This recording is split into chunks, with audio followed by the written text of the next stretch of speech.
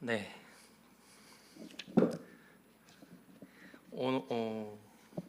오늘 본문은 이제 하나님께서 이스라엘 백성들과 언약을 맺으시고 나서 이제 이스라엘 지도자들을 이렇게 부르시는 단락입니다. 장면이고요. 그리고 이 지도자들은 지금 누구라고 나와 있냐 하면요. 9절에 보시면 이 지도자들은 모세, 아론, 그리고 아론의 아들인 나답과 아비후, 그리고 70인의 누구라고 되어 있나요? 장로들이라고 되어 있습니다. 이제 하나님께서 지도자들을 부르시면서 어떤 말씀을 하실까요? 오늘 본문에 보면 이제 이스라엘 백성들의 무엇이라고 말씀하시죠? 존귀한 자들이라 말씀하십니다. 명령하실 것 같은데, 하나님께서 우리를 부르신다면 명령하실 것 같은데 오히려 그들을 존귀한 자들이라 하십니다. 그래서 이 본문은 이제 직분과 그리고 헌신에 대한 권면, 때로는 질책보다 이제 다른 부분을 말씀하고 계시는데요. 그것은 직분의 본질과 그리고 헌신의 본질을 말씀하십니다. 그렇다면 이제 오늘 본문을 통해서 무엇이 직분자답게 하는가, 그리고 무엇이 헌신하게 하는가를 우리가 한번 말씀을 통해 살펴보려고 합니다. 그리고 하나님께서 우리에게 말씀하시는 첫 번째는요, 지도자와 그리고 직분자는 하나님 앞에 가까이 서야 한다라는 것입니다. 본문 11절에 보시면 이런 표현이 다시 한번 나오는데, 이스라엘 백성들의 존귀한 자들이라고 나옵니다. 근데 이때 여기서 존귀한이란 말은 단순히 귀족, 그리고 높은 자리에 있는 권위 있는 사람, 그리고 특권을 가진 사람이라는 뜻을 의미하진 않습니다. 이 말 뜻은 옆에 두다라고 하는 이 단어에서 나왔는데요. 즉 하나님 곁에 불려간 사람, 하나님께 가까이 서도록 부르심을 받은 사람이라는 의미입니다. 그러면 장로라는 직분, 그리고 교회의 지도자의 직분, 교회 모든 직분은 무엇인가요? 모든 성도들을 대표해서 하나님께 더 가까이 서는 자리라고 하는 의미입니다. 하나님께서 지도자를 세우신 이유가 무엇일까요? 직분자들을 세우신 이유가 무엇일까요? 하나님의 백성들이 이들을 통해서 하나님을 알게 하고 하나님의 성품을 느끼며 하나님의 다스림을 경험하게 하시려고 세우신 것입니다.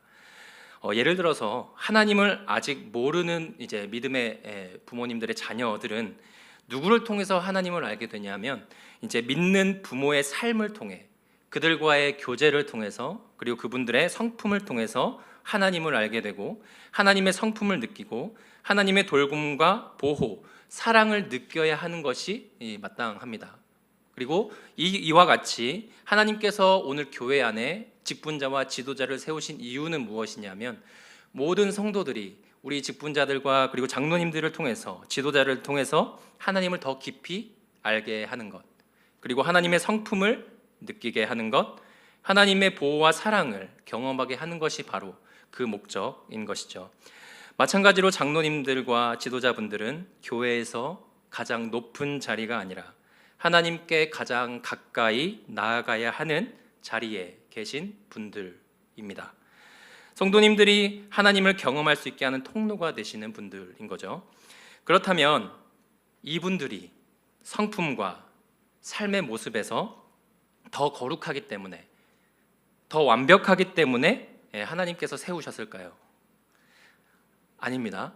성도님들이 아시다시피 본문을 보면 이 지도자들이 하나님께 나아갈 수 있었던 이유는 성도들보다, 백성들보다 더 정결해서도 아니고요, 그리고 흠이 없어서도 아니고, 더 백성들보다 헌신했기 때문에 하나님께 나아간 것도 아닙니다. 11절을 보시면 이렇게 되어 있습니다. 더 보면 하나님께서 그들에게 손을 대지 아니하셨고 라고 되어 있습니다. 즉 고대 사람들에게는 신을 본다는 것은 즉 죽음을 의미했는데요. 그리고 마찬가지로 이스라엘 백성들에게 거룩한 하나님 앞에 나아간다는 것은 굉장히 두려운 일이었습니다. 하나님의 거룩하신 법궤를 만지자마자 죽은 사건을 다 기억하시죠? 베레스 우사 사건 말입니다. 그런데 하나님 앞에 나오도록 부름받은 지도자들은 어떻습니까? 혹시 나답과 아비후를 아시나요? 하나님께 다른 불을 들이다가 죽은 사람들입니다. 그리고 장로들과 백성들은 모세를 기다리지 못하고 금송아지를 요구했고요. 그리고 아론은 그 백성들의 요구에 금송아지를 만들어줬습니다. 그리고 모세는 어떤 사람인가요? 굉장히 기질이 강한 사람이었습니다. 즉 모두가 완벽한 사람들이 아니고 연약함을 가진 사람들, 그리고 넘어질 수 있는 사람들이었습니다. 그런데도 하나님께서 손을 대지 않으십니다. 왜냐하면 하나님의 자비하심 때문이죠.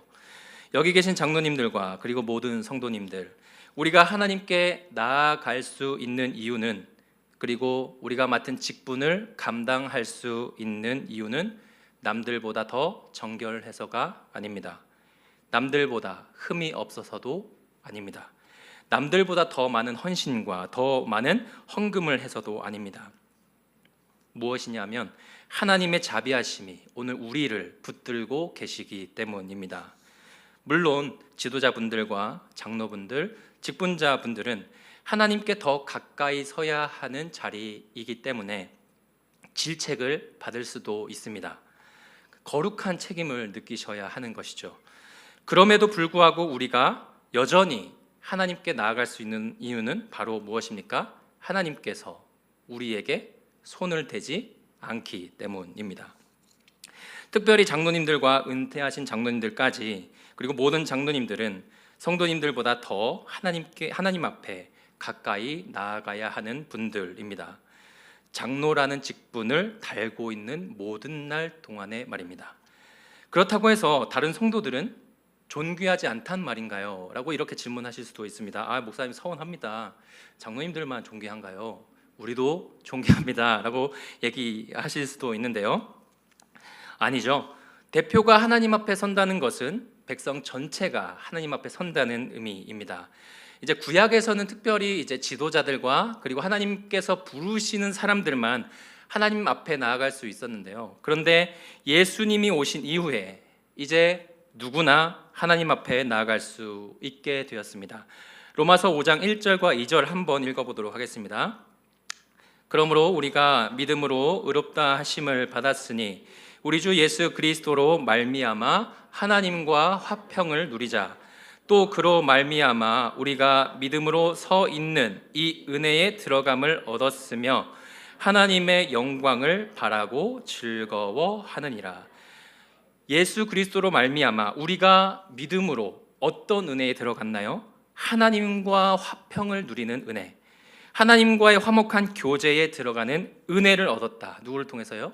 예수 그리스도를 통해서. 그래서 우리가 어떻게 되었습니까? 하나님의 영광을 바라게 되었고, 그리고 하나님의 영광 안에서 즐거워하게 되었다 말씀하고 계십니다.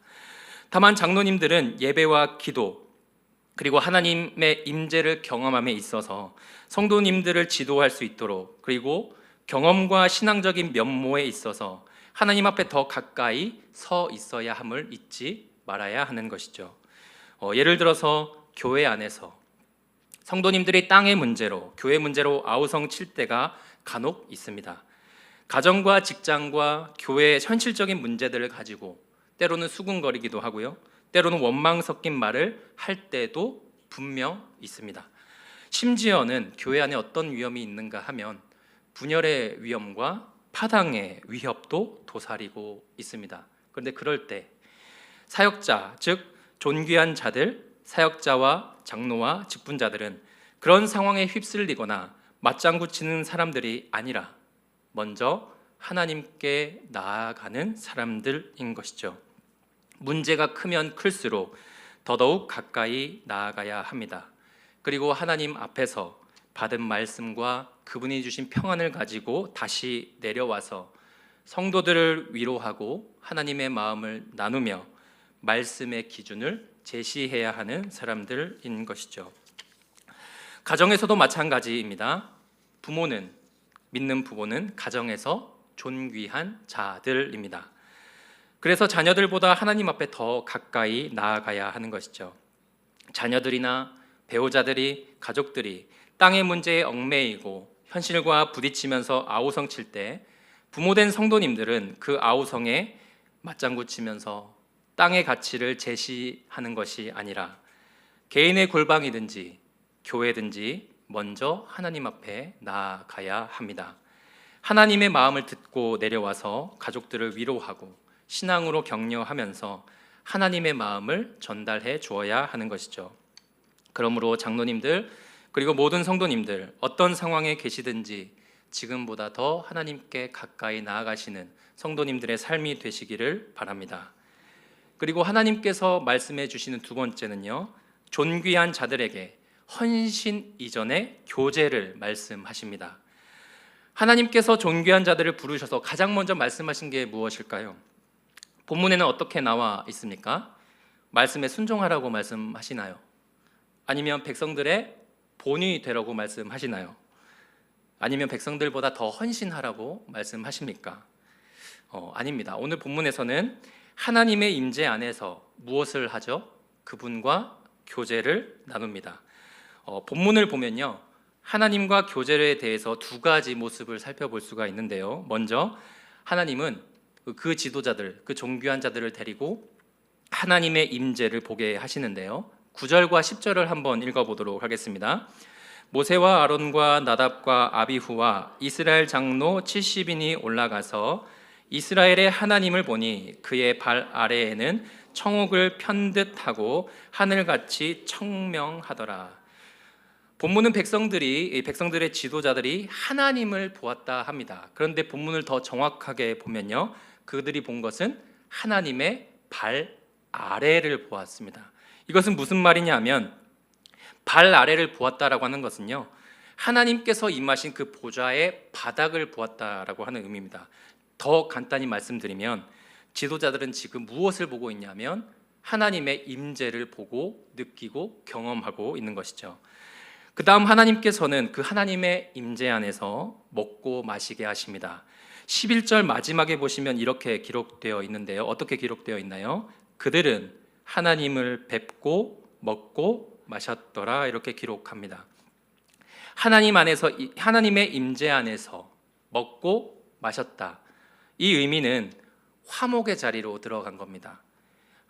친밀한 교제의 자리로 지금 존귀한 자들이 들어간 것이죠. 그래서 하나님은 우리를 일꾼으로 부르시기 전에 무엇으로 부르시나요? 먼저 교제로 부르십니다. 성도님들, 헌신의 동력은 부담감이 아니라 교제입니다. 그분과의 교제 안에서 다시 회복되고 힘을 얻고 난 뒤에 헌신이 뒤따르게 됩니다. 엘리야를 혹시 기억하시나요? 엘리야가 이세벨의 위협에 도망갔잖아요. 그리고 그 탈진하고 그 번아웃된 상황에서 하나님께서 어떻게 회복시키시나요? 호렙산에 데리고 가셔가지고 하나님의 임재 앞에 서서 하나님의 세미한 음성을 듣고 다시 사명의 자리로 내려갑니다. 마찬가지로 오늘 헌신 예배를 드리시는 장로님들과 그리고 여기 계신 모든 분들에게 필요한 것은 부르심에 대한 권면이나 아니면 강한 질책이 아닙니다. 물론 권면과 말씀을 통한 찔림이 우리에겐 반드시 필요한 경우가 있습니다. 하지만 지금까지 헌신 예배의 특징을 보자면 부르심에 대한 권면과 그리고 말씀에 대한 질책의 이런 의미들이 가장 대다수를 차지했다고 봅니다. 하지만 많은 분들이 일하시다가요, 교회 안에서 탈진하시고 지치십니다. 왜냐하면 회의도 해야 되고요, 결정도 해야 되고 봉사도 하시고 자기 생활까지 하시다가 우리 장로님들과 우리 집사님들이, 권사님들이 지치시고 탈진합니다. 그런데 여기에 권면의 말씀과 질책의 말씀이 들어서면 자칫 헌신에 대한 부담감이나 거부감이나 번아웃을 가져올 위험이 있다고 봅니다. 예를 들어서 한마디 말씀드리자면 배우자가 걷기 운동을 하는데요, 그 발목이 삐끗했어요. 너무 열심히 운동을 하다가 발목이 삐끗한 겁니다. 근데 아파 죽겠는데 옆에서 다른 배우자, 옆에서 내 남편, 내 아내가 이렇게 얘기하는 거예요.